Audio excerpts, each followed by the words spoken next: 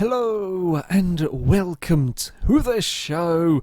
Now, I think it's absolutely fantastic that we have the likes of these classic Grand Prix cars on Forza 6. They are really rather fascinating, if incredibly difficult to drive vehicles. Tend not to get raced that much. So we set out to go racing with these cars. Now, to balance them between the three different makes, all of the cars were built to the top of A class, and so that also made them slightly easier to drive with the likes of race tyres and race brakes equipped on the cars. Our first round, we went to the Monza circuit, because you know, what better place to take cars that are scary fast in a straight line and don't really stop very well than Monza, that has very long straights and then very, very big braking zones. I was terrified going in towards this first chicane, but there was a little bit of constant teetering up and a little bit of bumping between a couple of the cars. On the most part, we made it through the first chicane remarkably cleanly, with all of these absolutely crazy contraptions. A few cars did end up out a little bit wide. I think on the exit there, someone found the gravel trap, and around the next turn, someone understeered off, trying to go 3 wide. Going 3 wide with these cars on the first lap is probably not the greatest of ideas. More problems did befall some cars trying to get stopped into the second of the chicanes here, with a few cars having to take to the alternate routes to make it through there in one piece. It's still a big pack of cars though coming down towards the two Lesmos, and it's too wide almost solidly through the Lesmos with these cars, and the cars on the outside kind of ran out of grip, a lot of them, or a couple of them at least, ending up out in the sand slightly, still going too wide though through these corners on towards the next straight. Of course, straight line speed is very, very important here at Monza. The car we're following catching incredibly quickly up towards the back of a Maserati. It's 3 wide behind them into a Ascari. They all kind of bump and slightly nudge their way through, while cars in the background, me included in the foreground, I had some issues getting it stopped into a Ascari on the first lap. Fell off. This lot here all managed to somehow survive in one piece, despite some cars going a little bit sideways through the turns.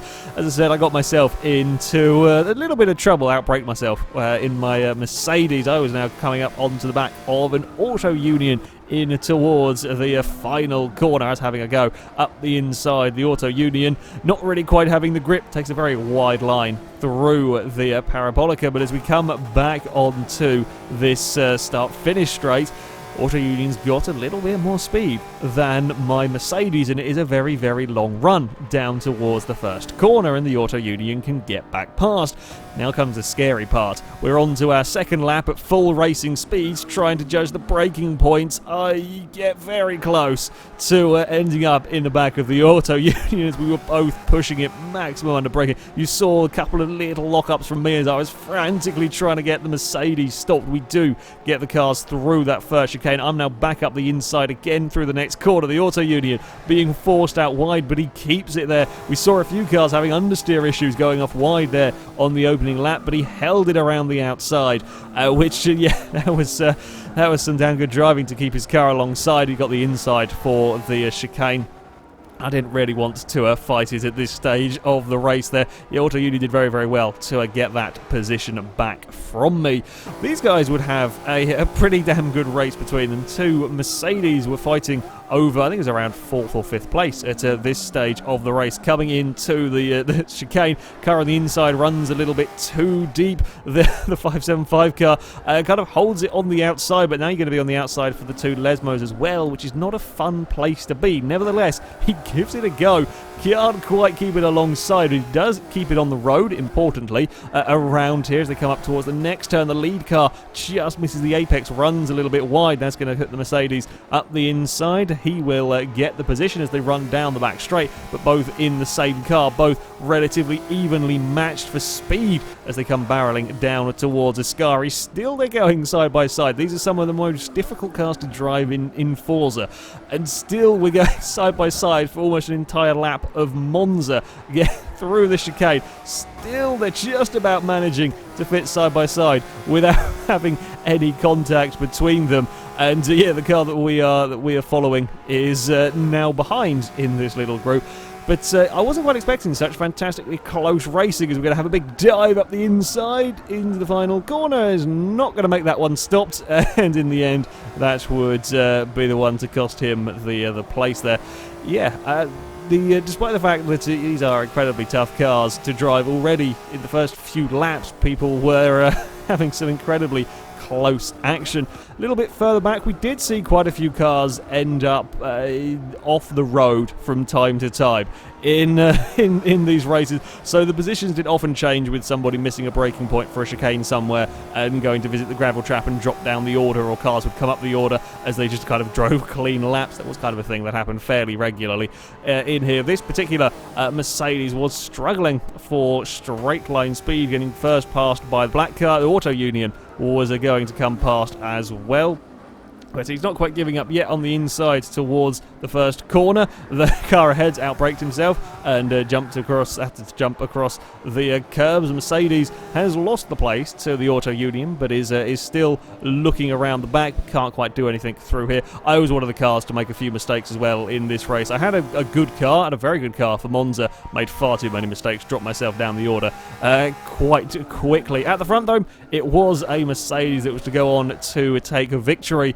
I think he started from pole, or certainly got to the lead very, very early on, and didn't make mistakes. So while the rest of us were fighting and falling off the road, running around very, very quickly. Interestingly, a couple of Maseratis were setting the fastest laps. They were involved in incidents and dropped well down the order. So while the Maseratis were very fast around here, the Mercedes absolutely dominated. I think it was Mercedes 1, 2, 3, 4, and 5, or something along. I think an Auto Union may have got snuck up into the top 5 just. But yeah, the Mercedes really did dominate at Monza, although the Maseratis did have some very, very quick lap times. Race number 2 was to the Nürburgring GP circuit. Again, first corner here is often a scary prospect, such a tight hairpin, especially with cars like these that struggle to get slowed down. And sure enough, there was a little bit of bumping further back. The lead cars managed to make it through this black Mercedes, losing a couple of positions into the first corner, managed to get one of them back from a Maserati. Now, depending on how you built the Maseratis, they were kind of two very, very distinct Maserati. You could build one to be a very, very fast car in a straight line, but it tended to be awful to drive, or you could build a very handling-orientated Maserati, but you were very slow in a straight line. The sort of the bronzy-coloured one that's battling here was very much a speed Maserati, as he would pretty much out-accelerate this black Mercedes in a very short-ish space, but then couldn't find a way past. Maseratis almost managed to tangle with one another as he tries to swap sides to get to the inside on the run down towards the hairpin. Sure enough, he gets his car up the inside, but he's got to manage to get it stopped and get it turned, and he runs a little bit wide. That's going to put the Mercedes back up the inside. Mercedes gets a big slide. Maserati's squirming around, but there's another Maserati now in fourth, is waiting, ready to try and find a way past as they run up the high-speed chicane. There was side-by-side in the background as well, 4 positions through that chicane. Again, on the opening lap with tyres that aren't really kind of up to temperature in cars, very tough to drive, and they're side-by-side up the high-speed chicane. The black Maserati has pounced around the outside. That's a tough manoeuvre to do in these kind of cars, but he made it stick around the outside, and that'll put him ahead as we come on to the straight. But that particular car, a little bit more of a handling vehicle, was immediately under pressure again from the Mercedes in towards the very slow-speed chicane now. Maserati covers the inside quite nicely, but runs a little wide on the exit up ahead. The bronze Maserati is struggling for traction. He's got a wheel on the grass. Mercedes up the inside. There's a kind of a camouflage Mercedes is having a look, trying to get up the inside, as well as both the Maseratis are struggling out of the final turn. And now we're on to the start-finish straight. The car in second will vanish with its huge, huge straight-line speed. The Mercedes tries to give chase as they're still fighting their way. It was a very exciting first lap again at Nürburgring, as the Maserati has to go up the inside, and he would get the position there. Further back was equally exciting with these cars. A very handling-orientated Maserati was coming under threat. Of course, at Monza, the handling cars were going to have issues with the huge straights. Around here, it's a little bit more balanced. There are some big straights, yes, but there are also quite a lot of corners to be dealing with. But yeah, this Maserati was having a little bit of a tougher time. Mercedes manages to go around the outside, and the problem with a handling car is you might be able to set similar lap times to some of the crazy speed vehicles. However, you kind of rely on not having cars around you kind of blocking you and sort of getting in the way of you taking an awful lot of corner speed, so it was very easy to lose time with them, and a lot harder to make it up towards the front. And there was a great big battle going on over the, well, it's kind of, you can just about see the top sort of five. The leader got a little bit of space back to these guys as the Maseratis were trying to fend off the waves of a Mercedes. One Auto Union was up in the mix, but didn't last for very long as he ran a little bit too wide out of that final corner, got on the grass. This particular Maserati getting a very good run out of the final turn, but is no match for that straight line speed in the Mercedes. Up ahead, Maserati is trying to find a way past the Merc, but can't quite do that. The Maserati here tried to hold it around the outside, but it's a long way around the outside of that hairpin. That is a tough corner to make it stick around there, and the lead battle is slowing them down sufficiently, so we've now got a four-way battle for the lead here. Yeah, these cars were proving to be pretty damn exciting to drive. I kind of feared that we would see just kind of lots of mistakes and not very much in the way of action with cars that are, you know, as difficult to drive and difficult to race as these were. And while we did see a few more incidents and a few more kind of unforced errors than you might normally expect from races, on the whole, there was quite a lot of stuff going on. This was behind that big battle over the top four positions. Auto Union was currently leading this little group, and he was having the pack of Mercedes, a pack of quick Mercedes as well, trying to find ways past. We come down towards this first corner once again. The Auto Union was struggling a little bit. In general, the Auto Unions tended not to fare particularly well as we're going to be three wide out of the first corner through the next turn. Auto Union didn't get a very good run off the turn whatsoever, but he was on the inside, and forcing the other two cars the long way round meant that he could keep his position. The Auto Unions, it just didn't seem to have that much grip through the corners and was slower than the Mercedes in a straight line. It wasn't by a huge amount, but yeah, they did seem to struggle a little bit, although he has managed to break away slightly as we were squabbling amongst themselves. I managed to make a sneaky pass around the other Mercedes in the background.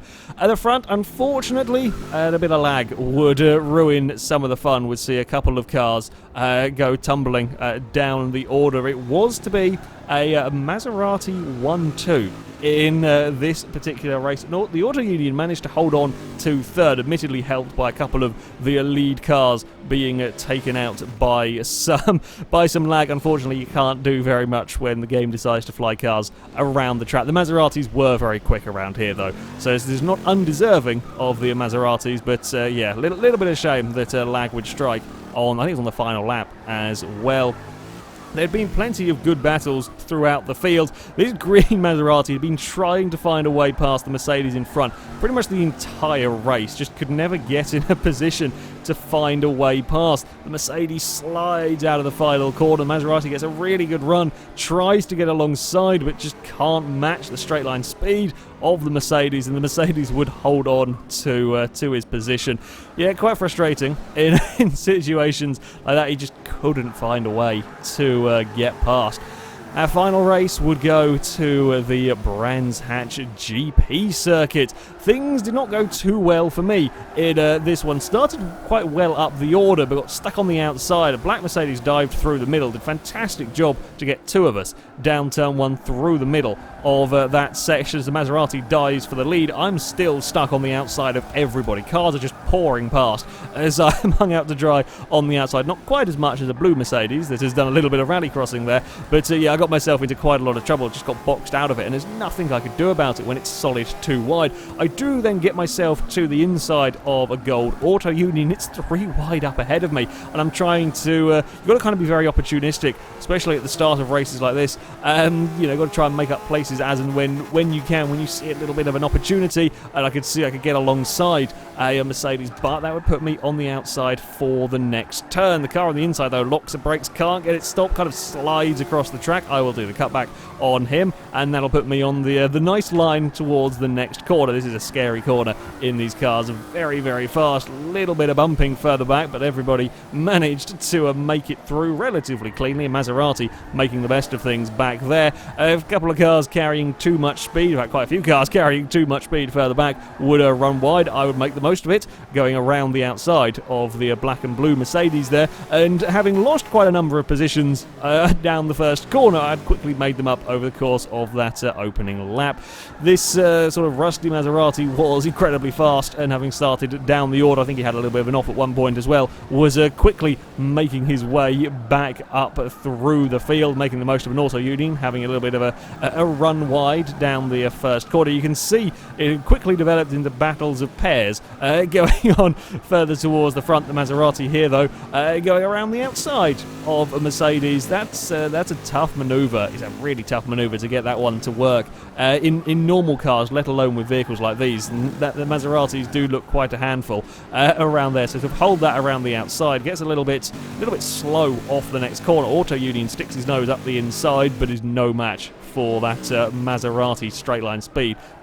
Some of them were really, really very, very fast down these straights. The Auto Union was then back to coming under pressure from a Mercedes, and when you're in groups of sort of threes, it's quite hard being the middle car, trying to attack but not wanting to go too aggressive on the attack, so you lose a position. At the front, we had a Maserati leading the way, coming under increasing pressure from a Mercedes. The Mercedes with the straight line speed, the Maserati though here with the handling as we run down the first corner. You definitely don't want to be in the more speedy car around the outside of turn one. You want all of the grip. You're going to make that manoeuvre work. The Mercedes wisely backs out of it, went for the cutback and got up the inside into the second corner. It looks like the pass is done. However, that Maserati can carry an awful lot of corner speed, so through the next turn is immediately right back on the Mercedes and is straight up the inside. Mercedes got the acceleration, but is now going to be forced to go around the outside of a very, very long corner. Maserati runs the curve ever so slightly on the inside, slows him down a little bit. The Mercedes can keep it around the outside and would get that lead back, and now can enjoy the straight line speed benefits down towards the next turn. Little lock up though from the Mercedes, see him go out quite wide. There's another Maserati quickly coming to join in this group. Just that first kind of half a lap of battling, you saw the amount of gap that it lost them to the Maserati behind catching up to join in the fun. The Mercedes just about managing to pull a big enough gap as they come through these turns to be far enough away that the Maserati can't quite do anything about it through the tighter, twistier sections. Again, further back, there was still plenty of action going on. We did see, as we had in a few of the races, quite a few mistakes from people just not quite getting the brakings right, or just asking a little too much of the cars. But on the whole, there was still quite a lot of good action going on. Another Maserati fighting with an Auto Union down this next section. Goes for the outside, has got the speed to just get past it before they get to the corner. It's always helpful when you can out-drag the car and not have to fight it around the outside in the braking zone and through these they're relatively fast corners around here at the front. And it was quickly becoming a four-way battle for the leaders. Mercedes led the way and had three Maseratis to try and fend off a scary prospect around here, as they were proving to be really rather fast. Mercedes running a little bit wide is asking for trouble out there. He can't afford to be putting a wheel in the sand. Another slight lock of the brake is going to allow the Maserati to get up the inside as the Mercedes is running out wide. He's lost one of the positions as the green car goes flying past. There's now two more behind, lining up, getting ready to try and find a way past. Again, the leader perhaps running a little bit too wide. That's giving the Mercedes a chance to have a look up the inside through the next corner. It's a little bit too far back. The car in third, though, got an awful lot of speed. Tries to get to the inside of the Mercedes, gives him a little bit of a nudge. Well, the fourth place Maserati clips a tyre bundle, goes for a roll. The leader ended up in trouble out on the grass completely on his own, and now it's a two-way battle for the lead and the side-by-side, despite everything being slightly out of control a couple of seconds ago. Now we've got a kind of role reversal here. The Mercedes being the better handling car, the Maserati being the faster one in a straight line. The Mercedes holding it around the outside, forcing the Maserati to go the long way around the final turn. But once they've got out of the turn, there is that rather crazy straight line speed as we run down towards the first corner. But again, this first corner is not a place you want to be stuck on the outside. The Maserati is going to try and hold it out there, but even he can't quite make it. It's still side by side up towards the second corner. I was expecting the Mercedes to pop out the other side in front, but too much curb on the inside. It is there's some nasty kind of little dots on the inside there if you run across it. Kick the back end of the Mercedes out, lost the momentum, and the Maserati would go around the outside of both the first and second corner, and that would give him the victory. It's quite a scary place to get the overtake done, but it did the trick, and the Maserati was bloody fast around here. It would go on to take victory. Second was still being fought over as they run towards the line. The Mercedes would get the second place, though, with the other Maserati in third. Incredibly exciting race. This particular one, fortunately, I would spin out. It's at one point in this weird on the grass, put my car around in front of the pack. Not so good for me, and I apologise to the cars that got caught up with me having an accident around here.